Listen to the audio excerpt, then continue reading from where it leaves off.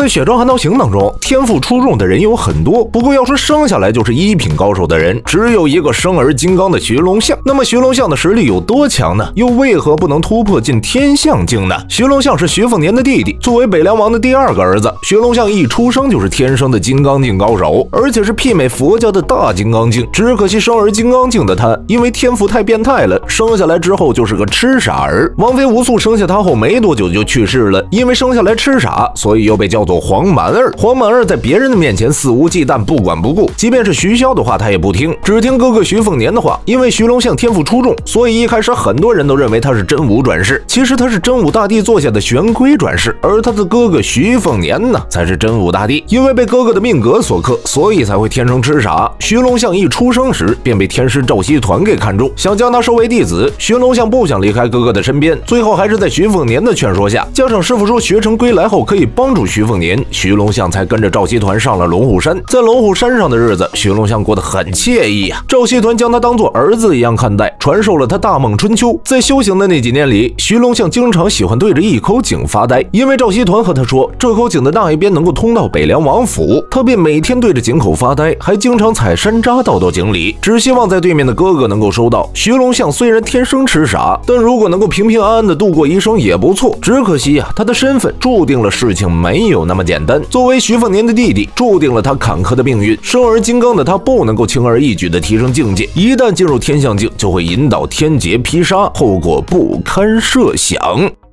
徐龙象跟着赵熙团学了几年的大梦春秋后，心智已经渐渐正常。在降服了齐玄真的黑虎后，赵熙团便让他骑着黑虎下山了。下山后的徐龙象成为了龙象军的统领，率领着龙象军在两猛战场上所向披靡，成为了徐凤年手下最得力的帮手之一。这些年，徐龙象的境界进入了指玄境，进入指玄境的他就可以说是天下无敌了。对于这个唯一的弟弟，徐凤年十分的宠溺，为了不让他遇到危险，一直小心翼翼地保护他，告诫他无论如何也不要进入天象境，甚至是能不打架就不打架。毕竟有时候高手对决时，境界控制不住，突破也是很正常的事情。北莽齐奸岳父剑气晋皇卿在战场上截杀徐龙象，当时的剑气身边有众多的高手，徐龙象掉进了他们的圈套，退无可退的情况下，徐龙象选择强入天象境。这时候的徐凤年正在赶来的路上，徐龙象遭遇了最可怕的天劫，马上要突破天象境的他将要遭到天谴。徐凤年最担心的事情还是发生了，而此时在龙虎山上的赵熙团也算到了徒弟的这次大劫。多年来不注意形象的他，这一次穿上了自己的紫金道袍，对着龙虎山上的祖师爷画像一一祭拜后，这位龙虎山上硕果仅存的天师即将迎来自己此生最后的时刻。